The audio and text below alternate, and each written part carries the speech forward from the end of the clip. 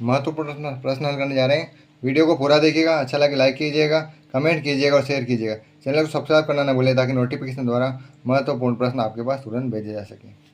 तो हम प्रश्न देखते हैं। प्रश्नावली 3.3, इसमें समांतर चतुर्भुज से संबंधित से कुछ प्रश्न हल करेंगे। इस प्रकार की जो आकृति है समांतर चतुर्भुज की बनी होती है। यहाँ पे ABCD एक समांतर चतुर्भुज है, इसमें 4 भुजाएं हैं, ये 2 विकर्ण हैं। इसमें AB जो आकृति है वो CD के बराबर होती है और AD की आकृति जो है BC के बराबर होती है, क्योंकि सम्मुख भुजाएं ये आपस में बराबर होती है। ये दोनों बराबर होती है और ये दोनों बराबर होती है। और सम्मुख कोण भी बराबर होते हैं। कोण A कोण C के बराबर होता है और कोण B कोण D के बराबर होता है। और ये जो विकर्ण दिया हुआ है ये एक दूसरे को समद्विभाजी करते हैं। मतलब ये वाला विकर्ण इसको 2 भागों में बांटेगा और ये वाला विकर्ण इसको 2 भागों में बांटेगा। आपस में ये दोनों को एक दूसरे को 2 भागों में बांटते हैं। एक बीच का जो विकर्ण को कटान बिंदु वो दिया हुआ है। तो इसी के आधार पर हम सवालों को हल करेंगे। देखते हैं, ये दोनों जो भुजाएं ये आसन्न भुजाएं कहलाती है। ये दोनों आसन्न भुजाएं, ये दोनों आसन्न भुजाएं, ये दोनों आसन्न भुजाएं। और ये जो कोण दिए होते हैं एक ही भुजा के दोनों ओर के कोण ये आसन्न कोण कहलाते हैं। और आसन्न कोणों की माप 180 डिग्री होती है, जो एक दूसरे के समपूरक होते हैं। इन्हीं आधार पर हम सवाल कुछ हल करते हैं। ABCD एक समांतर चतुर्भुज है, दिया हुआ है। प्रत्येक कथन को परिभाषा प्रयोग किया हुआ गुण द्वारा पूरा कीजिए। AD, हम यहाँ पे AD देखते हैं। AD इसके बराबर क्या है? तो AD के बराबर होगी हमारे पास BC। क्यों होगी? क्योंकि ये सम्मुख भुजाएं हैं। दूसरा दिया हुआ है कोण DCB, C बीच में, तो देखते हैं DCB कहाँ है? DCB, तो इसके सामने वाला कोण ये हो रहा है, तो कोण DAB यहाँ पर आ जाएगा। क्यों आ जाएगा? क्योंकि सम्मुख कोण होने से ये आपस में बराबर है। तीसरा प्रश्न देखते हैं OC। हम देखते हैं OC जो है OA के बराबर होगी, क्योंकि ये वाला विकर्ण इन दोनों को 2 बराबर भागों में बांट रहा है। इस प्रकार हमसे देखते हैं मेजरमेंट दिया हुआ, माप दिया हुआ है को DAB और CDA। तो यहाँ पे A बीच में और यहाँ D बीच में, देखते हैं यहाँ पे D है, A है, तो DAB ये वाला कोण दिया हुआ है और CDA मतलब CDA ये दोनों दिए हैं। तो इन दोनों कोणों का योग होता है वो 180 डिग्री होता है। तो इन दोनों के बराबर यहाँ आ जाएगा 180 डिग्री। इस प्रकार से क्योंकि एक दूसरे के पूरक होते हैं और इन दोनों योग 180 डिग्री होता है। इस प्रकार से इन रिक्त स्थानों को हमने पूर्ति की। अब देखते हैं निम्न समांतर चतुर्भुज के अज्ञात XYZ के मान को हम ज्ञात करते हैं। हम देखते हैं कि इसमें XYZ तीनों दिए हुए हैं, तो यहाँ पे कोण भी हमारे पास दिया हुआ है, तो हम लिखेंगे दिया है। पहला प्रश्न हल करते हैं। इसमें 4 कोण दिए हुए हैं, तो कोण दिया है, लिख लेंगे। सबसे पहले दिया है समांतर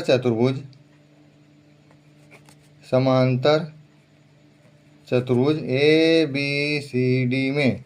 इस प्रकार लिख लेंगे समांतर चतुर्भुज ABCD में कोण A दिया हुआ है हमारे पास, Z दिया हुआ है, कोण B हमारे पास दिया हुआ है 100 डिग्री, कोण C हमारे पास दिया हुआ है X और कोण D इक्वल टू Y। इसके अनुसार हमने लिख लिया है समांतर चतुर्भुज ABCD में कोण A Z, कोण B 100, कोण C X और कोण D Y। तो हम देखते हैं कि जो कोण B है इसके समांतर कौन सी सम्मुख कोण कौन सा है? तो इसके सम्मुख है कोण Y। तो कोण Y की माप हो जाएगी 100 डिग्री। तो हम लिख लेंगे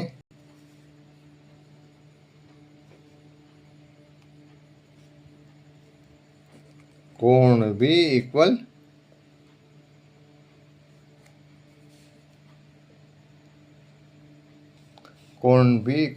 कोण D। लिखेंगे सम्मुख कोण होने से, सम्मुख कोण होने तो माप लिख लेंगे। कोण B की जगह हमने हमारे पास दिया हुआ है 100 डिग्री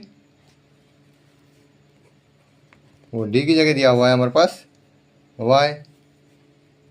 तो Y इक्वल हमारे पास प्राप्त हुआ है 100। इस प्रकार से y का मान हमारे प्राप्त हो गए। अब a का मान देखते हैं। ये दोनों जो है आसन्न कोण है, और ये आसन्न कोण जो होते हैं एक दूसरे के संपूरक होते हैं। तो कोण ए इसको लिख लेंगे, इसका माइनस 100 में से घटा 80, 180 में से घटा देंगे तो कोण ए इक्वल लिख लेंगे 180 माइनस 100 इक्वल हो जाएगा 80 डिग्री। अब कोण ए की जगह हमारे पास दिया हुआ है जेड, तो हम लिख लेंगे, तो कोण ए की जगह लिख लेंगे जेड और उनको घटाया तो हमारे पास आ गए 80 डिग्री। अतः जेड इक्वल 80 डिग्री। हम आगे देखते हैं